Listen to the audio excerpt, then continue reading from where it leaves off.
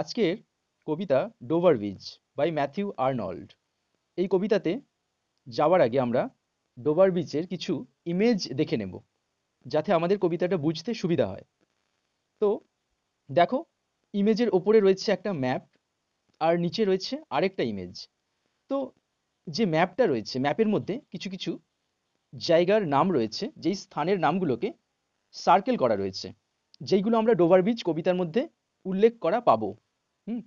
তো দেখো, ইংল্যান্ড বলে একটা নাম রয়েছে, এটা একটা দেশ। আরেকটা ফ্রান্স, এটা আরেকটা দেশ। তো এই যে ইংল্যান্ড, এই ইংল্যান্ডে বিলং করতেন ম্যাথিউ আর্নল্ড। আর এই ইংল্যান্ডেই অবস্থিত এই ডোভার বিচ। হুম। এই ডোভার বিচ, এই বিচে কবি বেড়াতে গিয়েছিলেন ওনার বিলাভেডের সঙ্গে। গিয়ে সেখানে উনি গেস্ট হাউসে ছিলেন। সেখানে সমুদ্র সৈকতের ধারে উনি চন্দ্রালোকিত রাত্রে যা অনুভব করেছিলেন, তার সঙ্গে ইংল্যান্ডের সোসাইটির একটা সিমিলারিটি খুঁজে পেয়েছেন। সেটাই কিন্তু উপস্থাপন করেছেন ডোভার বিচে। তো ডোভার বিচের প্রথম স্ট্যান্জাতে যে ডেসক্রিপশন রয়েছে, ন্যাচারাল ডেসক্রিপশন, সেটা কিন্তু আমরা এখান থেকে পেয়ে যাব। ক্লিয়ার? তো আমরা বলেছি কি প্রথমে, যে ইংল্যান্ড, দেখতে পাচ্ছি আমরা ইংল্যান্ড, এইখানে কবি বিলং করতেন। এবং কবি ইংল্যান্ডের এই ডোভার বিচে এসছেন ওনার বিলাভেডের সঙ্গে টাইম স্পেন্ড করতে, রাইট? এবং কবি কবিতায় উল্লেখ করেছেন যে ফ্রান্সের কথা, ফ্রেঞ্চ কোস্ট বলে একটা শব্দ কবি উল্লেখ করেছেন। এই ফ্রেঞ্চ কোস্ট তার মানে কি, ফ্রান্সের যে দ্বীপ উপকূল, এই ফ্রান্স দ্বীপ উপকূলের কথা কবি উল্লেখ করেছেন, যেটাকে উনি ইংল্যান্ডের এই ডোভার বিচে বসে দেখতে পাচ্ছেন। ক্লিয়ার? আরেকটা জিনিস কবি বলেছেন, যেটা ইংলিশ চ্যানেলের কথা। এইটা হচ্ছে সেই ইংলিশ চ্যানেল। ক্লিয়ার? আর কবি বলেছেন যে স্ট্রেট, STRAIT, স্ট্রেট। স্ট্রেটটা কি জিনিস? স্ট্রেট হচ্ছে খাল, খাল মতো যেটা চলে গেছে। যেই খালটা যাওয়ার সময় এই ইংল্যান্ড এবং ফ্রান্সকে ডিভাইড করেছে, সেটা হচ্ছে এই স্ট্রেইট অফ ডোভার বিচ। হ্যাঁ, ডোভার বিচের এই খালটা সরু নালা মতো। যদিও সরু নালা নয়, এটা অনেক বড় চওড়া। ম্যাপে দেখাচ্ছে এটা সরু, দেখতে পাচ্ছ? তো এই যে এই চ্যানেলটা ডিভাইড করেছে। হুম এই স্ট্রেইটটা ডিভাইড করেছে ইংল্যান্ডকে এবং ফ্রান্সকে। আরো কবি মেনশন করেছিলেন ডিস্টেন্ট নর্থার্ন সি। এটাই হচ্ছে সেই ডিস্টেন্ট নর্থার্ন সি। যেই ডিস্টেন্ট নর্থার্ন সির কথা কবি বলছেন, রোডিং এর কথা বলছেন, সেই ডিস্টেন্ট নর্থার্ন সি হচ্ছে এই এই পজিশনটা, ম্যাপে যেটা দেওয়া রয়েছে। আর ইংলিশ চ্যানেল বলতে এই জায়গাটার কথা কবি উল্লেখ করেছেন, যেটা উনি বলেছেন। আর এইটাই তো চলে গিয়েছে না, এই স্ট্রেট অফ ডোভার ধরে প্রসিড করেছে, এবং এটাই তো ডিভাইড করেছে ইংল্যান্ড এবং ফ্রান্সকে, রাইট? তো এইটা হচ্ছে ম্যাপের একটা পরিচিতি, যেটা আমি বললাম। এবার কারেন্ট ইমেজ অফ ডোভার বিচে যদি আমরা আসি, দেখবো current image of Dover beach ঠিক এরকম, যেটা নিচের ছবিটা দেওয়া রয়েছে। এখানে আমরা দেখতে পাচ্ছি লেখা রয়েছে পেবলস। পেবলস, পেবলস মানে কি? নুড়ি। ছোট ছোট নুড়িকে বলছে পেবলস। যেই নুড়ির কথা কবি বলেছেন কিন্তু কবিতার মধ্যে, পেবলস। আর সেই পেবলসকে কবি বলেছেন নেকেড সিঙ্গলস। হ্যাঁ, নেকেড সিঙ্গলস তার মানে কি? এই নুড়িগুলো নগ্ন নুড়ি, জল ছাড়া। সমুদ্রের ঢেউ এসেছে, এসে এইগুলোকে ওপরে ছুঁড়ে ফেলে দিয়ে চলে গেছে, এদেরকে নগ্ন করে দিয়েছে। এই নুড়িগুলো আলগা পড়ে রয়েছে। তার মানে কি? জলহীন নুড়ি দেখতে কেমন লাগে? নগ্ন। কবি সেই জন্য এদেরকে নেকেড সিঙ্গেল বলেছেন। তার মানে কি? মানুষের মধ্যে বিশ্বাস নেই, মানুষের প্রতি, ধর্মের প্রতি, নিজের প্রতি আস্থা নেই। তো এটাকেই তুলে ধরার জন্য কবি নেকেড সিঙ্গলস কথাটা ইউজ করেছেন, যেটা আমি কবিতার মধ্যে ডেসক্রাইব করেছি। তো বিষয়টা জানতে হবে যে ইমেজটা কি। Current image of Dover beach আমরা দেখতে পাচ্ছি, ডোভার বিচটা এরকম। সমুদ্র সৈকত রয়েছে, সামনে রেস্তোরাঁ রয়েছে, গেস্ট হাউস রয়েছে। হুম তাহলে এই ছিল ডোভার বিচের যে ম্যাপ এবং রিয়েল যে বর্তমান ছবি, সেই ছবির একটা উপস্থাপনা। এবার আমরা কবিতার মধ্য দিয়ে যাব। Dover Beach by Matthew Arnold. এই কবিতাটা পড়ার আগে ম্যাথিউ আর্নল্ড সম্পর্কে কিছু জানা দরকার। ম্যাথিউ আর্নল্ড একজন অবশ্যই ইংলিশ কবি। উনি এই কবিতাটা লিখেছেন। ওনার পরিচিতি শুধুমাত্র কবি হিসেবে নয়, যদিও কবি হিসেবে উনি ভীষণভাবে পরিচিত সাহিত্যের জগতে, কিন্তু ওনার ব্যক্তিগত জীবনে যদি প্রবেশ করা যায়, তাহলে দেখব যে উনি একজন পলিটিক্যাল অ্যাক্টিভিস্টও বটে।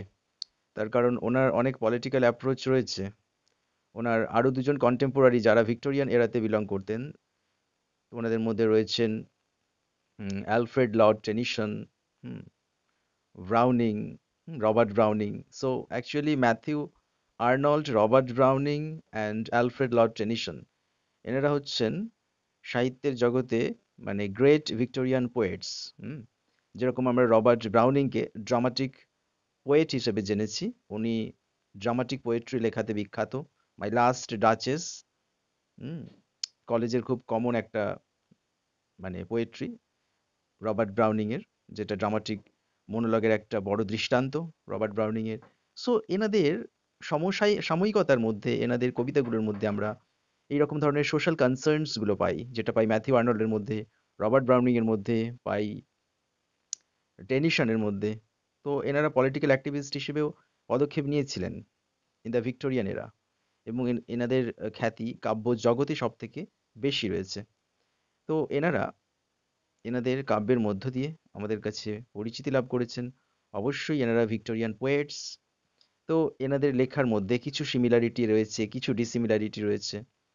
তো আমরা ম্যাথিউ আর্নল্ডের লেখা, রবার্ট ব্রাউনিং এর লেখা, তারপরে আর্নল্ডের লেখা, এদের কবিতার মধ্যে আমরা কিছু সিমিলারিটি পাবো। তার কারণ এরা কন্টেম্পোরারি ছিলেন। তিনজনই তো ভিক্টোরিয়ান এরাতে বিলং করতেন, তাই না? তিনজনেই পলিটিক্যাল অ্যাক্টিভিস্ট হিসেবে কাজ করেছিলেন সোসাইটিতে। তিনজনেই সোশ্যাল কনসার্ন নিয়ে উদ্বিগ্ন ছিলেন। তো যাই হোক, আমরা রবার্ট ব্রাউনিং এর মাই last duchess as a dramatic monologue জানি। ইন দ্য সেম ওয়ে আমরা এখানে দেখবো ম্যাথিউ আর্নল্ডের এই ডোবার বিচটাকে একটা ড্রামাটিক মনোলগ বলা যায়। তার কারণ এখানে আমরা ফার্স্ট স্ট্যান্জাতেই দেখতে পাচ্ছি উনি ওনার ভিলাভেটকে ইভোক করছেন, রাইট? তো যাই হোক, এটা আমরা পড়বো লাইনগুলো। আমি আহ, এখানে বাংলাতেই পুরোটা বোঝাবো। হুম, যদিও কবিতা মানে কম শব্দের মধ্য দিয়ে অনেক কিছু ব্যাখ্যা করা, এবং ল্যাঙ্গুয়েজ যদি বলা যায়, if I try to translate into Bengali, সেটা অনেকটা খুব একটা শোভনীয় হবে না, যেটা মনে হয় আমার কাছে। তার কারণ হচ্ছে every language has its own style and emotion and expression. যার ফলে I will try my best, হ্যাঁ, to make you explain in Bengali, to make it explain in Bengali to you. So first স্ট্যান্জাতে, আচ্ছা, আরেকটা জিনিস যেটা জানা দরকার before going through this poetry, সেটা হচ্ছে কি টাইমটা হচ্ছে Victorian era. Very difficult time. কেন ডিফিকাল্ট টাইম? তার কারণ হচ্ছে ওই সময় একটা কনফ্লিক্ট এসেছিল, conflict between science and religion, right? So actually this poetry was composed around 1864 or 1865. That means it was mid 19th century. That means almost it was the time of advent of science and technology, right? সেই সময়ে science এবং technology প্রবেশ ঘটেছে। আর মানুষ science technology প্রবেশের সাথে সাথে ধর্মের প্রতি ফেথ হারাতে শুরু করেছে। তারা লজিক খুঁজছে, সাবজেক্টিভ আইডিয়াগুলোকে ডিনাই করার চেষ্টা করছে, তাদের ভ্যালু মানুষের জীবনে সেইগুলোকে তারা অ্যাভয়েড করার চেষ্টা করছে। তো for example, god is a subjective idea. তো সেই গডের আইডিয়াটা, god is real, god is presence, invisible, in form to the world around us, to look after us, god has given birth to us. তো এই যে জিনিসগুলো, এইগুলোকে এরা deny করেছে, মানে সরি, এইগুলোকে সেই সময় কিছু মানুষ ডিনাই করতে শুরু করলো। সেই সময় লিটারেচারের এগেনস্টেও ক্লেম এলো যে লিটারেচার পড়ে কি হবে, science technology is the best one. That means মানুষ ম্যাটেরিয়াল গেনিং এর কথা ভাবলো, স্পিরিচুয়াল গেনিং এর কথা ভাবলো না। ঠিক আছে? তো সেই জন্যই বলা হচ্ছে সেই সময় যখন সায়েন্স প্রথম আসে, মানুষ স্বার্থ নিয়ে মেতে উঠেছিল। হুম, বলছে ইউটিলিটি অফ লাইফ, হ্যাঁ, সায়েন্স টেকনোলজি নিয়ে কালচার করলে সেখানে ম্যাটেরিয়াল গেইন করা যেতে পারে। But subjective thing like literature, god, religion, there is actually nothing. এখানে কিছুই নেই। Everything is just wasting time in them. This is why the majority of the society started started with science and technology, right? So বোঝাই যাচ্ছে। So এখানে একটা then conflict appear করবে। Conflict মানে একটা দ্বন্দ্ব আসবে। কিরকম দ্বন্দ্ব আসবে? So it's a conflict between religion and science and technology. তো এক সাইডে রিলিজিয়ান ধর্ম, আর এক সাইডে সায়েন্স অ্যান্ড টেকনোলজিক্যাল ডেভেলপমেন্ট। তো এই দু সাইডে রয়েছে। হুম, মাঝখানে রয়েছে common people of England in Victorian এরা। হ্যাঁ, এই দুদিকের জাঁতাকলে যারা বিধ্বস্ত। হুম, আর মেজরিটি অফ দ্য সোসাইটি চলে গেছে কার পক্ষে? সায়েন্স অ্যান্ড টেকনোলজির পক্ষে। হুম, তো মাইনরিটি অফ দ্য সোসাইটি থেকে গেছে রিলিজিয়ন নিয়ে। যার ফলে বুঝতেই পারছো মানুষ ধীরে ধীরে রিলিজিয়নের প্রতি বিশ্বাস হারাতে শুরু করছে। যে ধর্ম নিয়ে কি হবে, ধর্মের কোনো ভ্যালু নেই।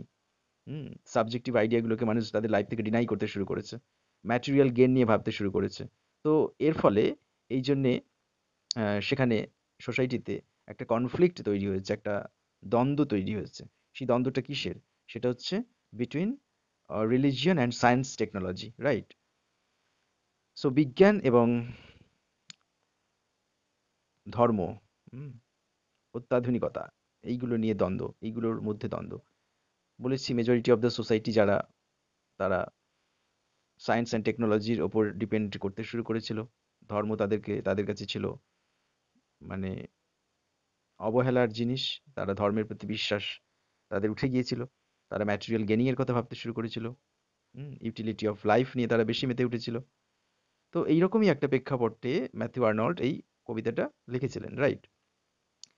কি বলছেন দেখা যাক। তো কবিতাতে দেখাচ্ছে ম্যাথিউ আর্নল্ড ইংল্যান্ডের ডোভার কোস্ট, হ্যাঁ, যেরকম ডোভার বিচ বলা হয়, ডোভার বিচ, সেই ডোভার বিচে উনি হ্যানিমুনে গেছেন ওনার বিলাভেডের সঙ্গে। সেখানে গিয়ে হয়তো একটা হোটেলে আছেন, কোথাও স্টে করছেন। সেই জানালা দিয়ে, সেই গেস্ট হাউসের জানালা দিয়ে বিলাভেডের সঙ্গে রোমান্টিক টাইম স্পেন্ড করছেন। আর ইংল্যান্ডের অবস্থার কথা তুলে ধরছেন। এখন ইংল্যান্ডের কি political situation, socio political condition of England is held up, right? তো ইংল্যান্ডের যে সামাজিক, রাজনৈতিক এবং ধর্মীয় অবস্থার কথা উনি তুলে ধরছেন ওনার এই কবিতার মধ্য দিয়ে। দেখা যাক ফার্স্ট লাইনে কি রয়েছে। The sea is calm tonight, সমুদ্র আজ রাত্রে শান্ত। The tide is full, the moon lies fair, জোয়ারে পরিপূর্ণ, মুন খুব সুন্দর দেখাচ্ছে চাঁদকে। Upon the straits, on the French coast the light gleams and is gone, the cliffs of England stand upon the straits, straits মানে it's channel, তার মানে এক সাইডে ফ্রেঞ্চ রয়েছে, ফ্রেঞ্চ দ্বীপ, আরেক সাইডে ইংল্যান্ড দ্বীপ রয়েছে। এই যে এক সাইডে ফ্রেঞ্চ দ্বীপ, এক সাইডে ইংল্যান্ডের দ্বীপ, তো এই যে দুটো দ্বীপ রয়েছে, মাঝখান দিয়ে একটা খাল মতো চলে গেছে, যেখানে সমুদ্রের জল বয়ে যাচ্ছে, যেইটাকে বলা হচ্ছে ইংলিশ চ্যানেল। এই চ্যানেলটা কি করেছে, ফ্রেঞ্চ কোস্ট আর ইংল্যান্ড কোস্টকে ডিভাইড করেছে। ক্লিয়ার? তো মাঝখানে খাল চলে গেছে, এক সাইডে ফ্রেঞ্চ দ্বীপ, এক সাইডে ইংলিশ ল্যান্ড, ইংলিশ আইল্যান্ড, যেটাকে বলছে ইংল্যান্ড, রাইট? তো ওই চ্যানেলটাকে বলছে ইংলিশ চ্যানেল, মাঝখানে যে খালটা চলে গেছে। হুম, কবি বলছেন যে চাঁদকে সুন্দর দেখাচ্ছে, হুম, এবং ফ্রেঞ্চ কোস্টের উপরে লাইট পড়ছে, হুম, যে লাইটটা গ্লিমস অ্যান্ড ইজ গন, চকচক করছে আবার চলে যাচ্ছে, মানে ভ্যানিসিং দ্য লাইট। তাহলে লাইট গ্লিমস অ্যান্ড ইজ গন মানে লাইটটা চকচক করছে আবার চলে যাচ্ছে, তার মানে লাইট ইজ ভ্যানিসিং, লাইট দেখা যাচ্ছে আবার উধাও হয়ে যাচ্ছে। হুম, তার মানে কি? তার মানে এই ভ্যানিসিং যে আইডিয়াটা, এটা হচ্ছে idea of vanishing faith in Christianity.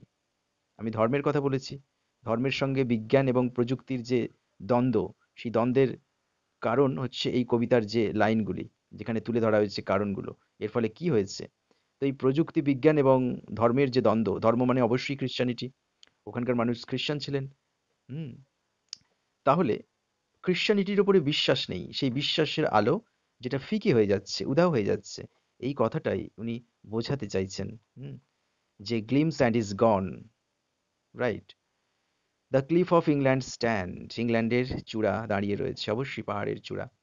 গ্লিমারিং and vast out in the tranquil bay, so come to the window, sweet is the night air. So glimmering and vast, হ্যাঁ, out in the tranquil bay, right? এটা হচ্ছে একটা scenario, যেটা হচ্ছে প্রশান্ত সাগরে পড়েছে, যেটা বয়ে গেছে ইংলিশ চ্যানেলের মধ্য দিয়ে। হুম, যেটা চকচক করছে, যেটা অনেক প্রশান্ত, অনেক বড়। হুম, এবার এইরকম একটা সমুদ্র শান্ত, এইরকম একটা প্রাকৃতিক সিনারিওর দেখার জন্য কবি ওনার বিলাভেডকে ডাকছেন। হুম, জানালার কাছে এসো, কাম টু দ্য উইন্ডো, জানালার কাছে এসো। Sweet is the night air, রাতের বাতাস খুব মিষ্টি। Hmm, that means the poet is very romantic now with his beloved one, right? It can be the poet's honeymoon, right? It is not mentioned that the poet had gone to honeymoon. কবি হানিমুনে গেছেন এটা mention করা নেই, just it is guessed. হ্যাঁ, কবি তার বিলাভেডকে নিশ্চয়ই ডাকছেন। ড্রামাটিক মনোলগ না, ড্রামাটিক পোয়েট্রি না, সেই কারণেই তো the poet in this poem is calling his beloved one. কবি এই কবিতার মধ্যে ওনার বিলাভেডকে ডাকছেন, তাই না? ড্রামাটিক পোয়েট্রি, সেই কারণেই এইরকম হয়েছে, এরকম দেখাচ্ছে, এরকম গঠন, এরকম তার সাউন্ড, রাইট? তো কাম টু দ্য উইন্ডো, জানালাতে এসো, sweet is the night air, রাতের বাতাস খুব শান্ত। Only from the long line of spray where the sea meets the moon blanched land. So moon blanched land, obviously from the long line spray. Long line spray কোথায় দেখা যায়? সমুদ্রে, যেখানে ফেনা রয়েছে, সেই ফেনা। ওয়ার দ্য সি মিট, যেটার দ্বারা সমুদ্র সাক্ষাৎ করছে কাকে? সমুদ্রে যখন ঢেউ ওঠে, সেই ঢেউয়ের ফলে কি হয়? ফেনা, ফেনা হয়। সেই ফেনার যে বিবলস, হ্যাঁ, সেই বিবলস গুলো কে বলা হচ্ছে লাইন অফ স্প্রে। হ্যাঁ, যেন মনে হচ্ছে সেই ফেনা লাইন দিয়ে রয়েছে, গিয়ে কোথায় মিট করছে? যে ল্যান্ডটা হচ্ছে মুন ব্লাঞ্চড ল্যান্ড, সেই মুন ব্লাঞ্চড ল্যান্ডে গিয়ে মিট করছে। সমুদ্রে জল বইছে, ফেনা উঠছে, সেই ফেনাটা গিয়ে ধারে লাগছে ল্যান্ডের গায়ে। হুম এবার এটা এটা কোন ল্যান্ডের গায়ে লাগছে গিয়ে? Obviously moon blanched land. কেন এটাকে মুন ব্লাঞ্চড ল্যান্ড বলছে? তার কারণ ইংল্যান্ডের ল্যান্ডে এসে যে ওই সমুদ্রের ফেনা পাড়ে লাগছে, টাচ করছে, এই ইংল্যান্ড যে এই ল্যান্ডটাকে দেখাচ্ছে ব্লাঞ্চড। ব্লাঞ্চড মানে ফ্যাকাশে, হ্যাঁ, মুন ব্লাঞ্চড, তার মানে চাঁদের আলোতে এই দ্বীপটা ফ্যাকাশে দেখাচ্ছে। চাঁদ কি করে? চাঁদ আমাদের কাছে মনোরম আভা নিয়ে আসে, প্রকৃতিকে সুন্দর করে তোলে। তো এই সুন্দর প্রকৃতির রোমান্টিক মুহূর্তে কবি দেখছেন চাঁদ, এই মুন কি করেছে? ল্যান্ডকে ব্লাঞ্চড করে দিয়েছে, ঝাপসা করে দিয়েছে তার আলো দিয়ে, তাই না? কোন ল্যান্ডকে? ইংল্যান্ডকে। ইংল্যান্ড একটা দ্বীপ, যাকে চাঁদ ঝাপসা করে দিয়েছে তার উজ্জ্বল আলো দিয়ে। তার মানে কবি বলতে চাইছেন যে ইংল্যান্ড ফ্যাকাশে হয়ে গেছে। হুম তার কারণ ইংল্যান্ডের মানুষের মনে আর ধর্মের প্রতি, ক্রিশ্চিয়ানিটির প্রতি সেই বিশ্বাস নেই। হুম ইংল্যান্ডের মানুষ ধর্মকে ভুলে, মোরালিটি ভুলে, এথিক্যাল লাইফ ভুলে, হ্যাঁ, ক্রিশ্চিয়ানিটির ওপরে ফেথ ভুলে গিয়ে সায়েন্স টেকনোলজি নিয়ে মেতে উঠেছে, ম্যাটেরিয়াল গেন করছে, হুম আর্থিক সাফল্যে মেতে উঠেছে। হ্যাঁ, তারা ভুলে গেছে মানুষে মানুষের ধর্ম, ক্রিশ্চিয়ানিটিতে বিশ্বাস, ধর্মের প্রতি অনুরাগী হওয়া, ধর্মকে বিশ্বাস করা, এই জিনিসগুলো ভুলে গেছে মানুষ। এখন অধার্মিক হয়ে যাচ্ছে, ফেথলেস হয়ে যাচ্ছে, অবিশ্বাসী হয়ে যাচ্ছে। হুম এটাই বোঝাতে চেয়েছেন, যার ফলে সেই দ্বীপের মানুষ যদি এরকম হয়, সেই দ্বীপটা কেমন হবে? সেই দ্বীপটা অবশ্যই মুন ব্লাঞ্চড ল্যান্ড হবে। তার মানে চাঁদের আলোয় ঝাপসা হয়ে যাওয়া ল্যান্ড হবে। তাহলে ঝাপসা আইডিয়াটা পেলাম এখানে, যেটা ল্যাক অফ ফেথ। আবার তার আগে আমরা একটু আগেই বললাম যে গ্লিমস ইজ গন, তার মানে গ্লিমস চকচক করছে আবার ভ্যানিশ হয়ে যাচ্ছে। তাহলে এই যে গ্লিমস অ্যান্ড ইজ গন, চকচকে হচ্ছে এবং চকচক করছে এবং আবার ভ্যানিশ হয়ে যাচ্ছে।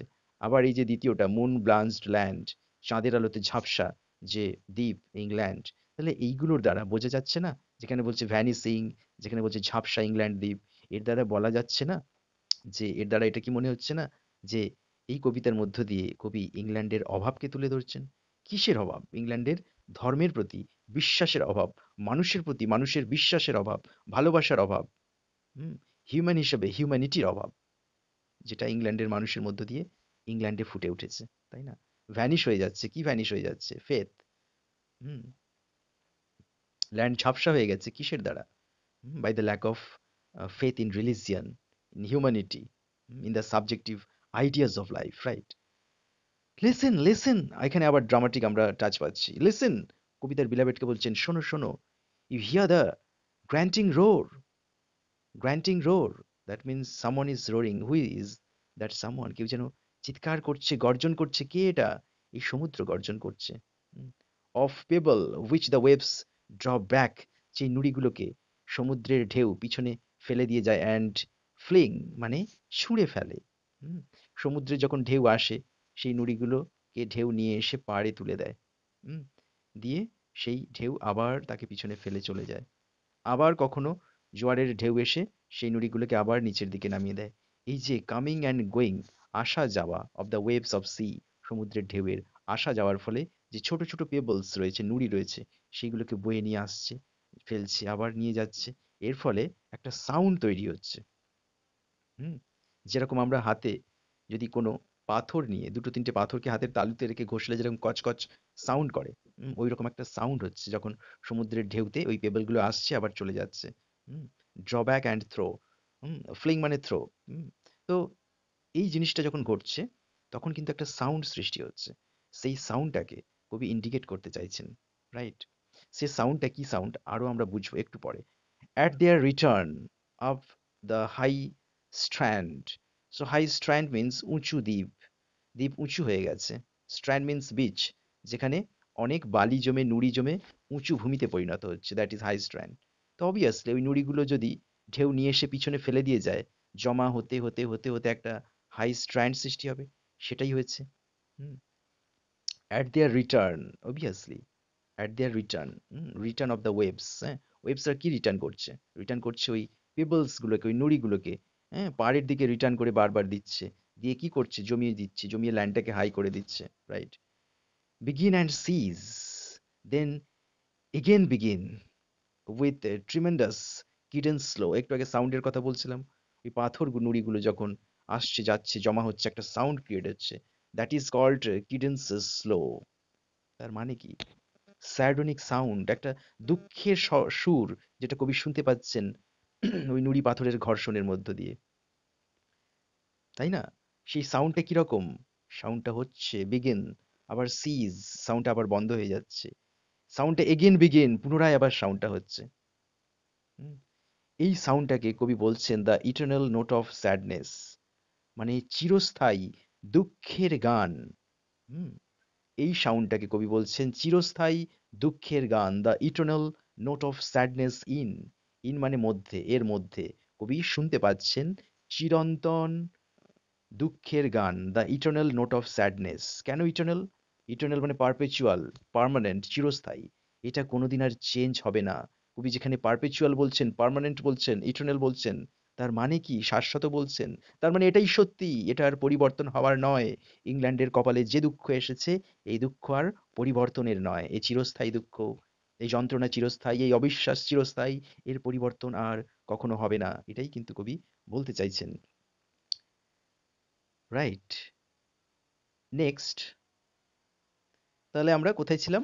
The eternal note of sadness, চিরস্থায়ী একটা দুঃখের গান, যেটা কবি শুনতে পাচ্ছেন।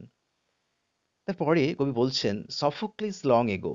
সফোক্লিস, সফোক্লিস হচ্ছেন একজন গ্রিক রাইটার অফ হিউম্যান মিসারি, মানে গ্রিসের একজন লেখক, রাইটার, ফিলোসফার, পোয়েট, যিনি মানুষের কষ্ট নিয়ে লিখেছিলেন।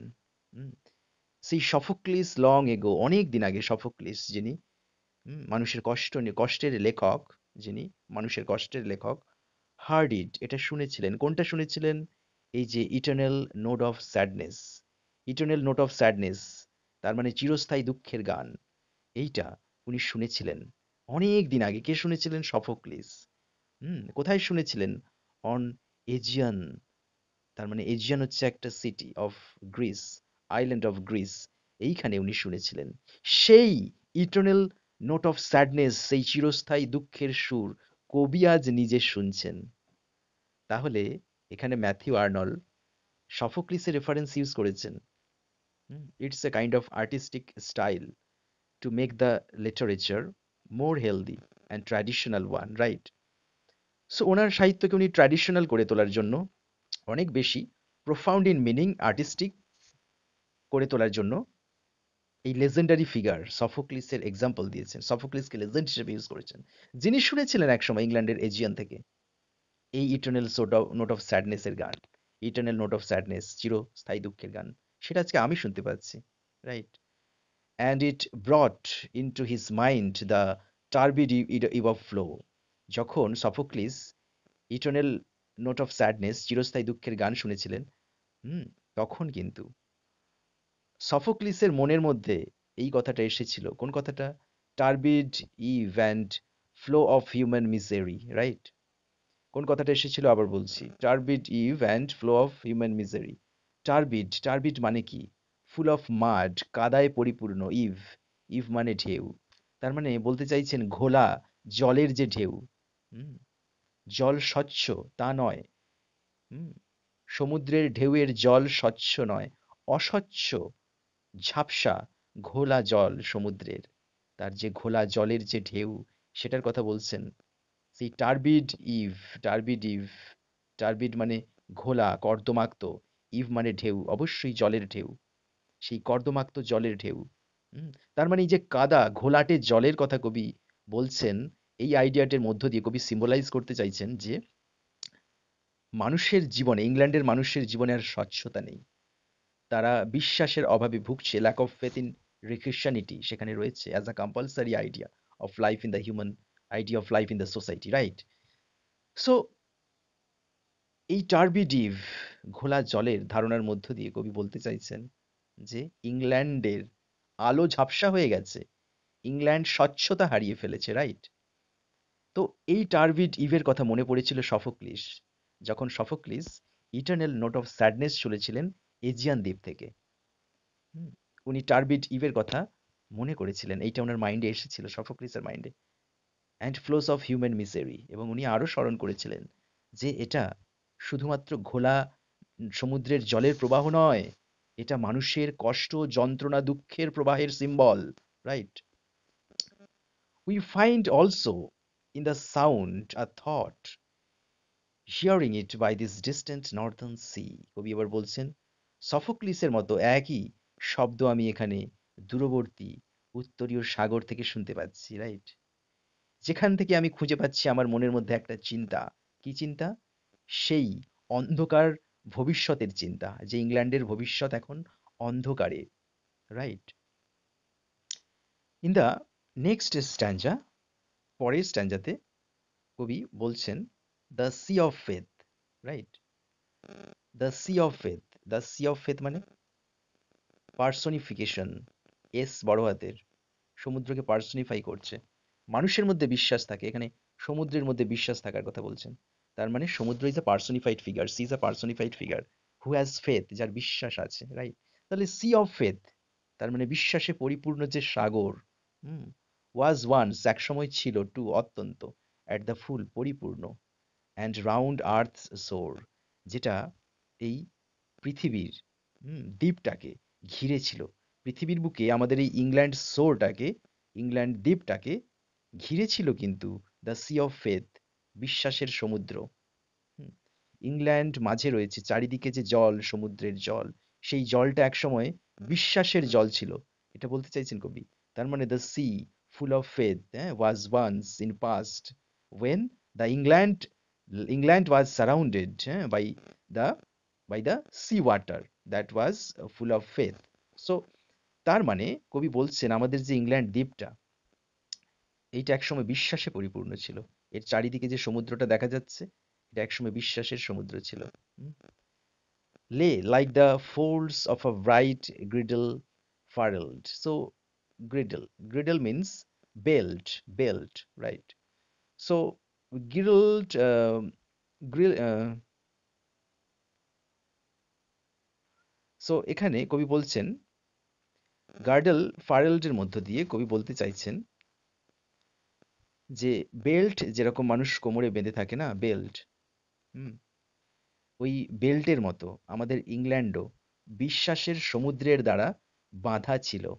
তার কারণ GIRDLE, এই যে গ্রেডেলের কথা বলছেন, গ্রেডেল মানে বেল্ট, আর ফার্লের কথা বলছেন FURLED, এই ফার্লেটের কথা বলছেন, এর মানে হচ্ছে এনভেলাপ, খামে মুড়ে থাকা। হুম, খামের মধ্যে কিছু ঢুকিয়ে দিলে আমরা খামটা যখন এনভেলাপ করে দেই, খামটা মুড়ে দেই, তো এই যে এনভেলাপড হওয়ার কথা বলছেন।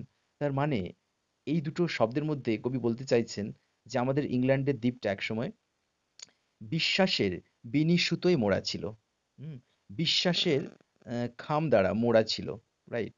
Hour England was once in past enveloped with the faith, তার মানে বিশ্বাস দিয়ে মোড়া ছিল, রাইট? তো GIRDLE griddle means belt, and FURLED furled means enveloped, right? Surrounded, তার মানে লাইক আ বেল্ট, একটা বেল্টের মতো আওয়ার ইংল্যান্ড, আমাদের ইংল্যান্ড ওয়াজ সারাউন্ডেড, ঘেরা ছিল, উইথ ফেথ বিশ্বাস দিয়ে, বেল্টের মতো বিশ্বাস দিয়ে আমাদের ইংল্যান্ড একসময় ব্যারিকেডেড ছিল, ঘেরা ছিল, এই ধারণাটা বলতে চাইছেন। But now I only here, কিন্তু এখন শুধুমাত্র আমিই শুনতে পাচ্ছি। তার মানে কি, কবি নিজেকে একমাত্র অ্যাকনলেজড পার্সন বলছেন, আর সবাই ইগনোরেন্ট, রাইট? কবি একমাত্র শুনতে পাচ্ছেন, দেখতে পাচ্ছেন ইংল্যান্ডের ভবিষ্যৎ, অন্ধকার ভবিষ্যৎ, ঠিক আছে? অন্ধকার ইংল্যান্ড, কবি সেটা রিয়েলাইজ করতে পারছেন। কবি শুনতে পাচ্ছেন, আই অনলি ক্যান হিয়ার, আমি শুনতে পাচ্ছি। কি শুনতে পাচ্ছি? Eternal sadness, eternal tone of eternal sadness, right? So তাহলে but now I only hear, তার মানে শুধু আমি এখন শুনতে পাচ্ছি, রাইট? ইটস মেলানকলি, এর যে আর্তনাদ, কষ্ট, দুঃখ, রাইট? মেলানকলি মানে বিষাদ, বিষাদের সুর, সেটাই মেলানকলি। সেই মেলানকলি কবি শুনতে পাচ্ছেন, ইংল্যান্ডের মেলানকলি, বিষাদের সুর, দুঃখের সুর, অন্ধকার ভবিষ্যতের যে নোট, সেটা কবি শুনতে পাচ্ছেন। লং উইথড্রয়িং রোর, যেটা এই উইথড্রয়িং রোরের মধ্য দিয়ে ভেসে আসছে, তাই না? যে রোরিংটা কবি শুনতে পাচ্ছেন, সেই রোরিং এর মধ্যে রয়েছে মেলানকলি নোট, মানে দুঃখের নোট, দুঃখের গান, দুঃখের সুর, যেটা কবি একমাত্র শুনতে পাচ্ছেন, আর কেউ শুনতে পাচ্ছেন না। তার মানে the poet is only an অ্যাকনোলেজড person over here. যার ফলে উনি ইংল্যান্ডের ভবিষ্যৎ দেখতে পাচ্ছেন, যেটা ঝাপসা, ডার্ক। তার কারণ এর আগে উনি অনেক কথা বলেছেন, যেখানে মুন ব্লাঞ্চড ল্যান্ড, হ্যাঁ, এই কথাগুলোর মধ্যে দিয়ে ভ্যানিশিং হয়ে যাচ্ছে, লাইট আসছে যাচ্ছে। তার মানে কি? Something unwholesome in the life of England. কিছু অমঙ্গল যেটা ইংল্যান্ডের জীবনে রয়েছে, সেইটার কথা উনি একমাত্র নিজেই বুঝতে পেরেছেন। হ্যাঁ, যেটাকে উনি ইটার্নাল নোট অফ স্যাডনেস বলছেন, যেটাকে উনি বলছেন যে উইথড্রয়িং রোল, যার মধ্যে আমি শুনতে পাচ্ছি, ইটস মেলানকলি, এর কষ্ট, আর্তনাদ, ইংল্যান্ডের ভবিষ্যৎ আমি শুনতে পাচ্ছি, দেখতে পাচ্ছি, right? Returning to the breath of the night wind down the vast is dearer and naked singles of the world, of the night wind down the vast edges, dearer and naked singles of the world. Obviously এটা ছিল রাত্রিকালীন বিষয়, and the wind will be obviously night wind. কবি in the first stanza stated that it was the air. প্রথম স্ট্যান্জাতে কবি use করেছেন sweet is night air, right? Where is this? Yes, sweet is the night air, এই যে কথাটা বলছে, mark করছি, এই যে নাইট এয়ার কথাটা বলছেন। আবার দেখা যাচ্ছে কবি এই স্ট্যান্জাতে এসে কবি বলছেন night wind, night wind, mark করছি, নাইট উইন্ড। তো উইন্ড মানে ঝোড়ো হাওয়া, তার মানে দ্য এয়ার, সুইট এয়ার, সেটা মিষ্টি বাতাস এখন রাতের ঝোড়ো হাওয়াতে পরিণত হয়েছে, right? And the naked singles of the world, এই কথাটার মধ্য দিয়ে কবি বলছেন নেকেড সিঙ্গলস কাদের বলছেন কবি? সেই নগ্ন পেবলস গুলোকে, নুডি পেবলস গুলোকে বলছেন। তার মানে নগ্ন নুড়ি পাথরগুলোকে বলছেন। কেন নুড়ি পাথরগুলোকে নগ্ন বলছেন? তার কারণ নুড়ি পাথরগুলোকে সমুদ্র তার ঢেউয়ের মধ্য দিয়ে পিছনে ফেলে বেরিয়ে গেছে। যে সমুদ্র বিশ্বাস, ফেথের সিম্বল, সেই সমুদ্র তার নুড়ি পাথরকে ফেলে রেখে দিয়েছে, পাড়ে ছুঁড়ে ফেলে দিয়েছে, রাইট? যার ফলে সেই জলহীন নুড়ি পাথরকে নেকেড বলছেন। জলহীন নুড়ি পাথর মানে কি? বিশ্বাসহীন নুড়ি পাথর। তাদের মধ্যে আর সেই বিশ্বাস নেই, বিশ্বাস নেই মানে সৌন্দর্য নেই, তারা কুৎসিত, তারা নগ্ন। একই রকম ভাবে ইংল্যান্ডের মানুষ যারা দ্বীপে পড়ে রয়েছে, যারা ইংল্যান্ডে রয়েছেন, তাদের মধ্যে বিশ্বাস নেই। বিশ্বাসের সমুদ্র তাদের মধ্য থেকে দূরে, অনেক দূরে চলে গেছে, তাদেরকে ছেড়ে, তাদেরকে ছেড়ে বিশ্বাসের সমুদ্র অনেক দূরে চলে গেছে। তাদের মধ্যে আর বিশ্বাস খুঁজে পাওয়া যাবে না। তাদের অবস্থা ওই ঠিক নেকেড সিঙ্গলসদের মতো, নেকেড সিঙ্গলসদের মতো। তার মানে তাদের অবস্থা ওই নগ্ন নুড়ি পাথরের মতো, right? In the last stanza, the poet is talking about love, let us be true. ও ভালোবাসা, সত্যি হতে দাও, to one another, একে অপরের প্রতি। তার মানে কি? Oh love, love is reference to the poet's beloved. কবি তার বিলাভেডকে বলছেন oh love, let us be true, এটাকে সত্যি হতে দাও। It is our romantic time, we should be true to one another. আমরা যেন একে অপরের প্রতি সত্য থাকি, সত্যি থাকি, নিজেদের প্রতি নিজেদের এই রোমান্টিক স্টেজটাকে ধরে রাখতে পারি। আমরা যাতে নিজেদের প্রতি নিজেদের বিশ্বাসটাকে ধরে রাখতে পারি, ভরসাটাকে ধরে রাখতে পারি। ওয়ার্ল্ড রসাতলে গেছে, কিন্তু আমরা যেন রসাতলে না যাই। আমরা যেন আমাদের নিজেদের প্রতি, একে অপরের প্রতি বিশ্বাসী হই, right? For the world which seems lie before like a land of dreams, right? এই যে ল্যান্ডে আমরা বাস করছি, এই ল্যান্ডটা আমাদের কাছে যেন মনে হচ্ছে একটা স্বপ্নের ল্যান্ড, রাইট? কেন স্বপ্নের ল্যান্ড মনে হচ্ছে? তার কারণ এ ল্যান্ড আমরা কখনো প্রত্যাশা করিনি। Land of dream means land of goodness নয়, land of badness in reference.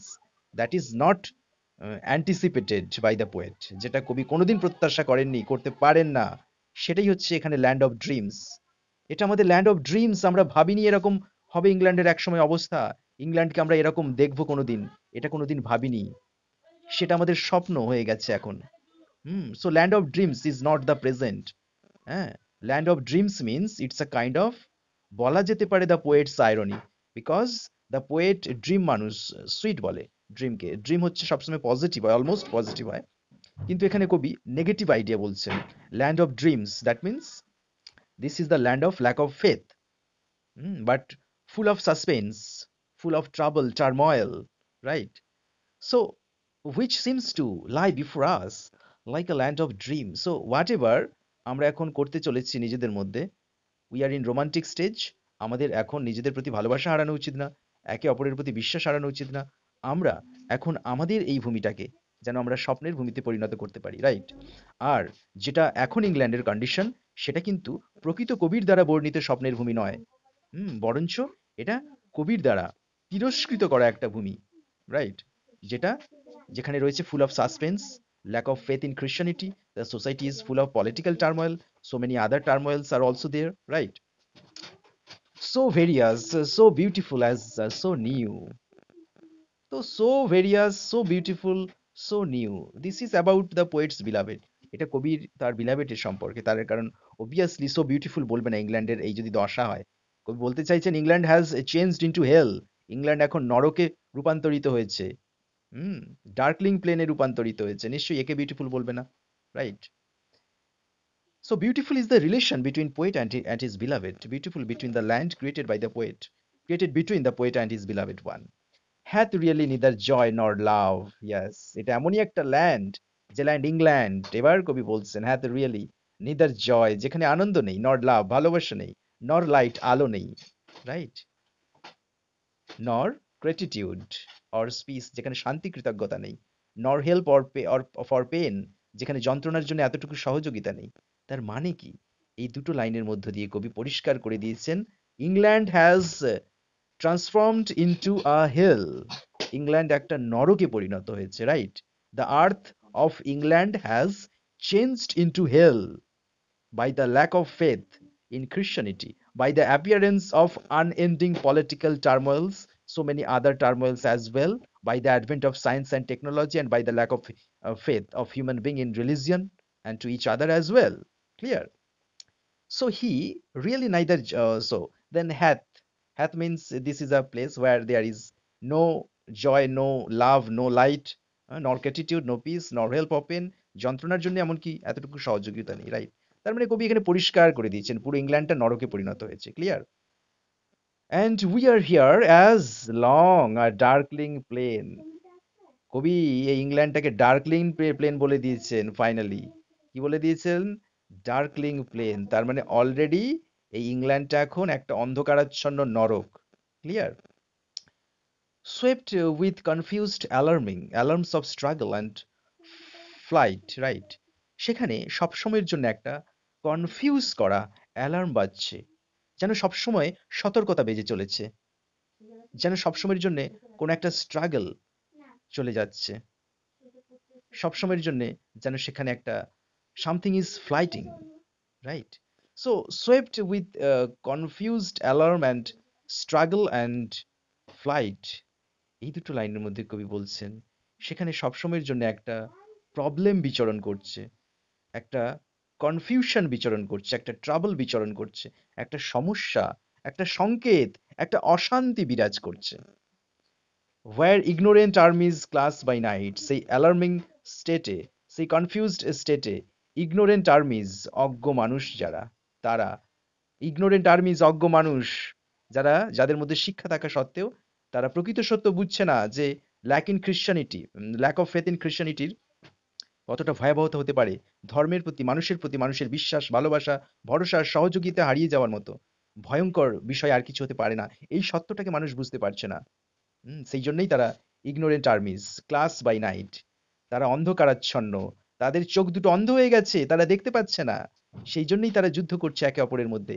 সেই জন্যই তো কবি নাইট কথাটা ইউজ করছেন, they are clash by night, they clash by night, right? তারা রাত্রিকালীন নিজেদের মধ্যে মারামারি কাটাকাটি করে মরছে, তারা জানে না প্রকৃত সত্যটা কি, কোন জিনিসটা দরকার, তবেই এই কনফিউজড সোসাইটি পিসফুল হয়ে উঠবে। তো কোনো সম্ভাবনাই নেই এখানে পুনরায় পিসফুল হয়ে ওঠার, চেঞ্জের কোনো সম্ভাবনাই নেই। যেখানে কবিতার আগের অনেকগুলো লাইনে আমি বলেছি, কবি কনফার্ম করেছেন সেখানে কোনো পসিবিলিটি নেই বলে। অলরেডি কবির কথা অনুযায়ী এই ইংল্যান্ডের প্লেন ভূমিটা একটা হেল, নরকে রূপান্তরিত হয়েছে, right? So I hope it is clear to all of you, right? So let's stop here. See you in the next class. Bye bye.